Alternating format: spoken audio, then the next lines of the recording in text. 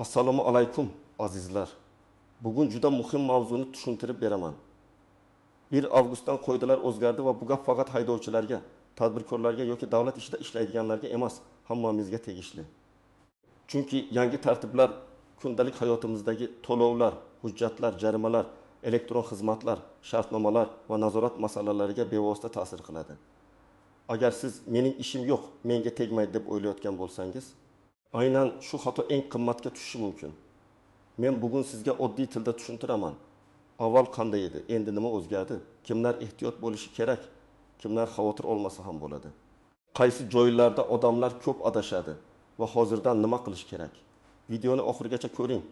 Chunki ayrim mayda ko'rgan nuqtalar bor, lekin amalda aynan o'sha nuqtalar jarima, rad javobi yoki ortiqcha sarf xarajatga olib keladi. Kanalga hoziroq obuna bo'ling. Videoga like bosing. Chunki bunday ma'lumotni vaqtida bilgan odam yutadi. Kech bilgan odam esa ko'pincha navbatda, jarimada yoki muammoli vaziyatda qoladi. Avval ko'p ishlar odat bo'yicha yurardi. Masalan, odamlar hujjatni oxirgi kunga qoldirardi. Kommunal to'lovni keyin to'layman derdi. Shartnomani og'zaki kelishuv bilan tuzardi. Mashina hujjatlarini tekshirmasdan yo'lga chiqardi. Elektron kabinetga umuman kirmasdi. Biror joyda qarzdorlik chiqsa, men bilmagan edim, menga xabar kelmagan. Eski raqamimga ketgan bo'lsa kerak deb tushuntirishga harakat qilardi. Ilgari bunday vaziyatlarda ba'zan qo'lda tushuntirish, qog'oz kvitansiya, tanish bilish orqali aniqlashtirish yoki bir necha kun kutish bilan masala hal bo'lib ketardi. Endi esa asosiy o'zgarish shuki, ko'plab jarayonlar elektron tizimlar orqali tekshiriladi. Ma'lumotlar bir-biriga bog'lanadi va odamning bilmagan edim degan gapi amalda kamroq inobatga olinadi. Ya'ni sizning telefon raqamingiz, pasport ma'lumotlaringiz, soliq holatingiz, avtomobilingiz, kommunal hisobingiz, bankdagi ayrim operatsiyalaringiz, davlat xizmatlaridagi arizalaringiz bir joydan ikkinchi joyga tezroq ko'rinadigan bo'lyapti. Bu nimani anglatadi? Agar sizda eski qarzdorlik, noto'g'ri ma'lumot, muddati o'tgan hujjat yoki tasdiqlanmagan kelishuv bo'lsa, u bir kuni birdaniga chiqib kelishi mumkin. Men bu yerda odamlarni qo'rqitish uchun gapirmayapman. Aksincha tayyor bo'lish uchun tushuntiryapman. Qoidalarning maqsadi tartibni kuchaytirish, noqonuniy holatlarni kamaytirish va xizmatlarni elektronlashtirish. Lekin har qanday yangi tartibning birinchi davrida odamlar eng ko'p xatoga yo'l qo'yadi. Chunki eski odat bilan yashaydi, yangi talabni esa keyin bilib qoladi. Main qism 1. Nimalarni bilish kerak? Kim xavotir olishi kerak? Kim xavotir olmasa ham bo'ladi. Birinchi muhim nuqta. Hujjatlaringiz dolzarb bo'lishi kerak. Men bu gapni oddiy aytyapman. Lekin amalda eng katta muammo shu.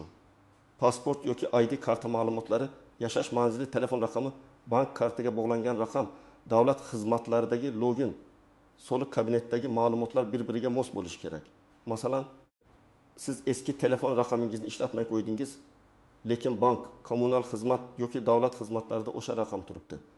Tizim sizga ogohlantirish yuboradi, lekin siz ko'rmaysiz. Keyin qarzdorlik yoki ariza bo'yicha muammo chiqqanda menga xabar kelmadi deysiz. Amalda esa tizim xabar yuborgan bo'ladi.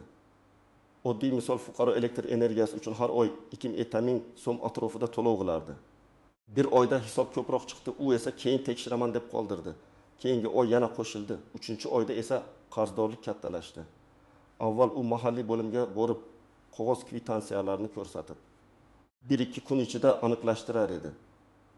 Endi esa hisob-kitob elektron tizimda turgani uchun avvalo shaxsiy kabinetdagi ko'rsatkichlar, hisoblagich raqami, oxirgi to'lov sanasi va qarzdorlik sababi tekshiriladi. Agar sizning qo'lingizda to'lov cheki bo'lsa ham, u tizimga tushmagan bo'lsa, darhol aniqlashtirish kerak.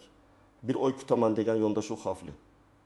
Ikkinchi muhim nuqta, og'zaki kelishuvlar kamayishi kerak. Ayniqsa ijara, oldi-sotdi, xizmat ko'rsatish, qurilish, ta'mirlash, qarz berish va hamkorlik ishlari degan. Avval ko'p odamlar aka-uka bo'lib kelishdik. Qo'shnim-ku, tanishim-ku deb yozma hujjatsiz ish qilardi. Endi esa biror nizo chiqsa, elektron iz, rasmiy shartnoma, to'lov tarixi, tilxat yoki yozishmalar juda muhim bo'ladi. Masalan, siz uyingizni oyga 2 million so'mga ijaraga berdingiz. Ijarachi 2 oy yaxshi to'ladi, 3-oy kechiktirdi, 4-oy umuman bermadi. Agar shartnoma bo'lmasa, kommunal to'lov kimning zimmasida?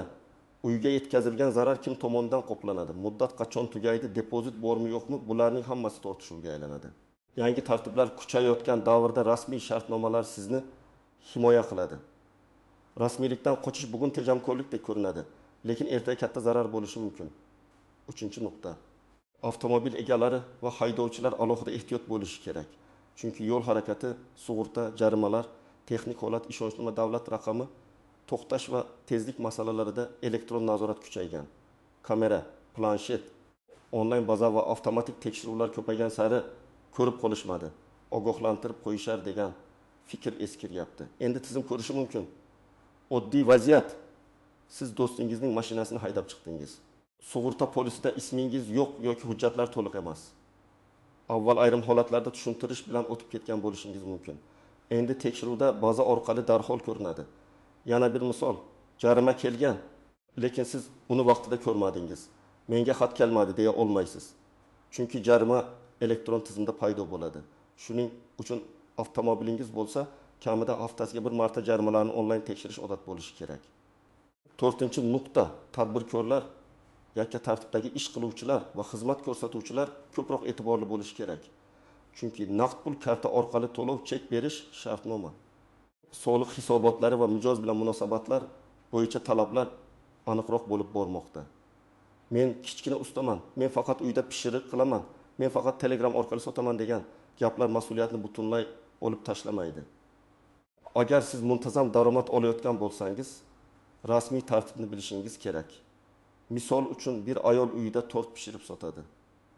Har oy yig'imta buyurtma oladi. O'rtacha har biri 2,50 ming so'mdan. Bu oyga 5 million so'm aylanma degani. Agar mijoz bilan muammo chiqsa, masalan to'lov oldindan olingan, lekin buyurtma kechikkan yoki sifat bo'yicha shikoyat bo'lgan, yozishmalar va to'lov tarixi asosiy dalilga aylanadi. Shuning uchun buyurtma shartlarini aniq yozish kerak. Narx, yetkazish vaqti, oldindan to'lov miqdori, bekor qilish sharti.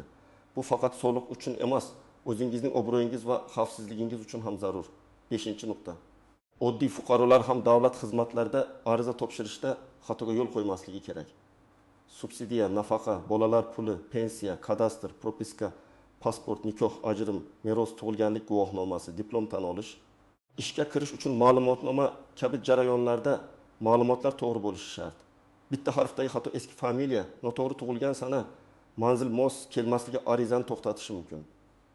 Masalan, bir oila bolalar puli uchun ariza topshirdi. Otaning rasmiy daromadi ko'rinadi, onaning nomida esa oldin ochilgan, lekin ishlatilmayotgan tadbirkorlik mavjud. Oila biz tadbirkor emasmiz dedi, lekin tizimda faoliyat ko'rinib turadi. Natijada ariza rad etilishi yoki qo'shimcha tekshiruvga tushishi mumkin. Demak, ariza topshirishdan oldin oila a'zolarining ma'lumotlarini tekshirish, eski faoliyatni yopish yoki olatini aniqlashtirish kerak. Kimlar xavotir olishi kerak? Birinchidan, hujjatlari muddati o'tganlar. Ikkinchidan, kommunal yoki jarima qarzdorligi borlar. Uchinchidan, mashina haydaydigan, lekin sug'urta, texnik holat yoki jarimalarni tekshirmaydiganlar. To'rtinchidan, ijara beradigan yoki ijarada yashaydiganlar. Beshinchidan, onlayn savdo qiladigan, xizmat ko'rsatadigan yoki muntazam pul qabul qiladiganlar. Oltinchidan, subsidiya, nafaqa yoki boshqa davlat yordami uchun ariza topshirishni rejalashtirayotganlar. Kimlar xavotir olmasa ham bo'ladi.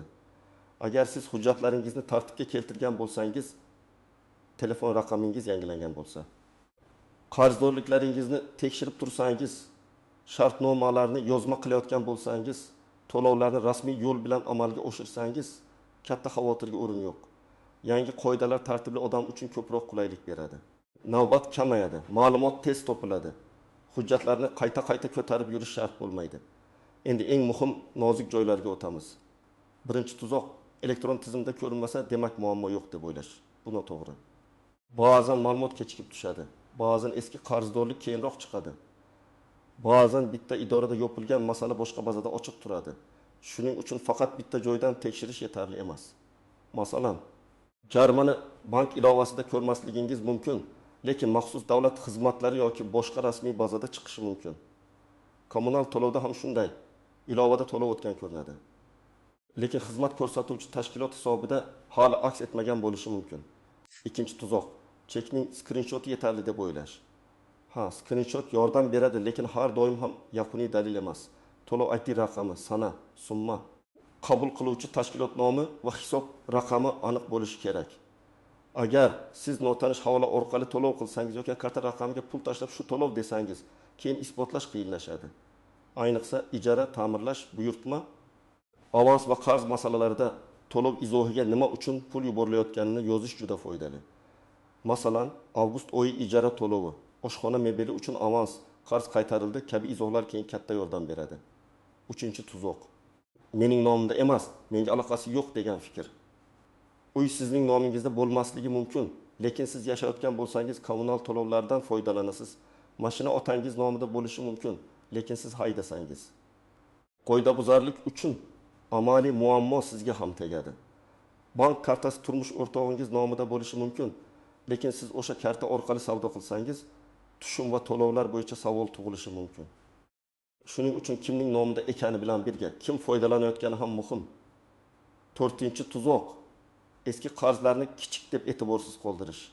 Ba'zan 30.000 so'm, 50.000 so'm, 1.000 so'mlik qarzdorlik odamga arzimas ko'rinadi. Lekin vaqt o'tishi bilan penya, qo'shimcha xarajat, xizmat cheklovi yoki ariza rad etilishi kabi oqibatlar bo'lishi mumkin.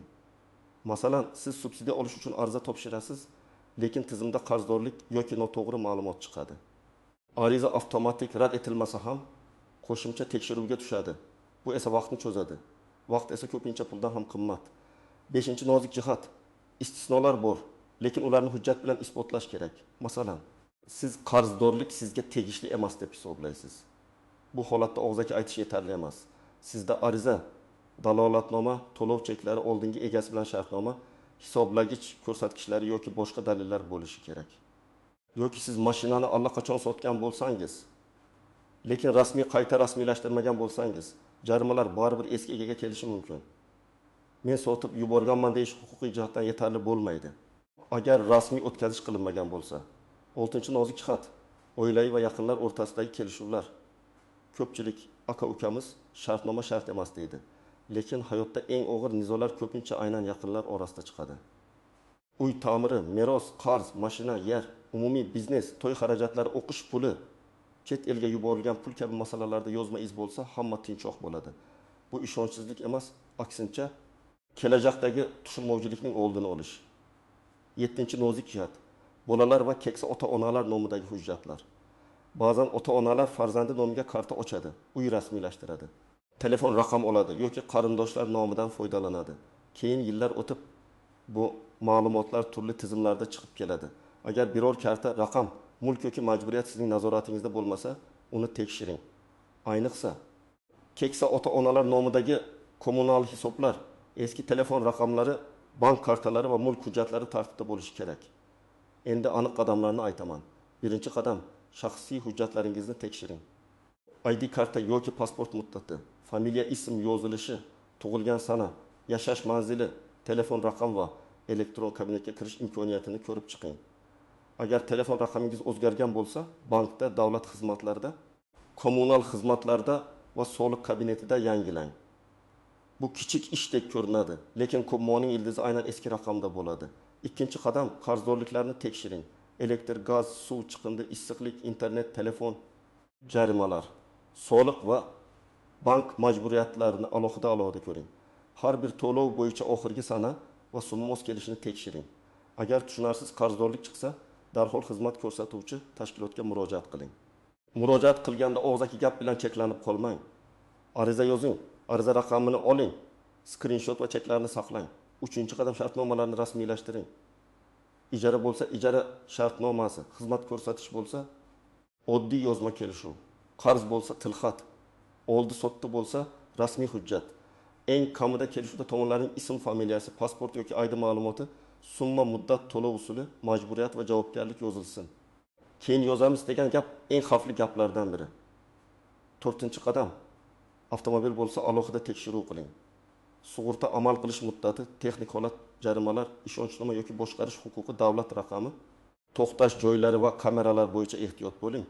Agar mashinani sotgan bo'lsangiz, rasmiy qayta rasmiylashtirilganiga ishonch hosil qiling. Agar boshqa odam mashinangizni haydasa, hujjatlari to'g'ri ekanini tekshiring. 5-qadam, to'lovlarni izoh bilan qiling. Karta orqali pul yuborayotganda izoh yozish imkoniyati bo'lsa, albatta yozing. Ijara, avans, qarz, xizmat haqi, buyurtma to'lovi kabi izohlar keyin dalil bo'ladi. Naqd pul bersangiz, tilxat oling. Tilxatda sana summa nima uchun berilgani va tomonlar imzosi bo'lsin.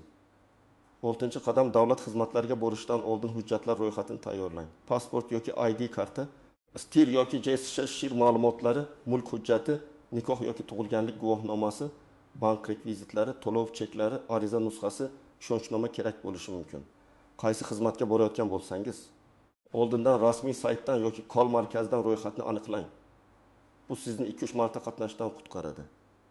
7-qadam oilaviy hujjatlarni bir papkaga jamlang. Uy hujjatlari, kommunal shartnomalar, sug'urta, bank shartnomalari, qarz tilxatlari, bolalar hujjatlari, pensiya va nafaqa hujjatlari, tibbiy muhim qog'ozlar alohida saqlansin. Elektron nusxasini ham telefon yoki bulutli xotirada saqlang, lekin parollar va shaxsiy ma'lumotlarni begonalarga bermang. 8-qadam shubhali havolalardan ehtiyot bo'ling. Yangi qoidalar davrida firibgarlar ko'payadi. Jarimangiz bor. Shu havoladan to'lang. Subsidiyangiz chiqdi. Karta raqamingizni kiriting. Hujjatingiz bloklandi degan xabarlar kelishi mumkin. Har doim rasmiy ilova, rasmiy sayt yoki ishonchli davlat xizmatlari orqali tekshiring. SMS'dagi havolaga bosishdan oldin 2 marta o'ylang. Hech kimga karta kodi, SMS kod, PIN kod yoki pasport skanini bekorga yubormang. 9-qadam muammo chiqsa hissiyot bilan emas, tartib bilan harakat qiling. Avvalo vaziyatni yozib oling. Sana, joy, summa, kim bilan gaplashdingiz, nima dedi? Keyin dalillarni jamlang. Chek, screenshot, shartnoma, yozishma, surat, video, ariza. So'ng rasmiy murojaat qiling. Og'zaki janjal ko'pincha natija bermaydi.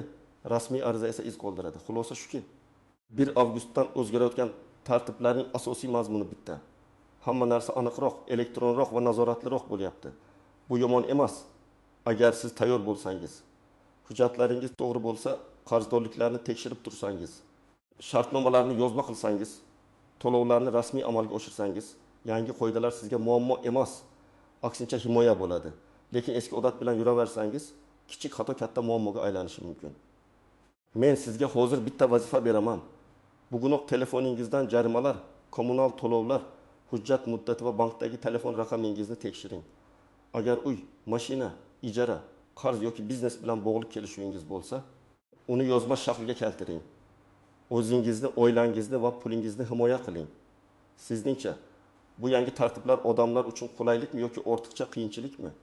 Fikringizni izohlarda yozib qoldiring. Video foydali bo'lgan bo'lsa, like bosing, yaqinlaringizga yuboring va kanalga obuna bo'ling. Chunki bunday ma'lumotni vaqtida bilgan odam har doim bir qadam oldinda bo'ladi.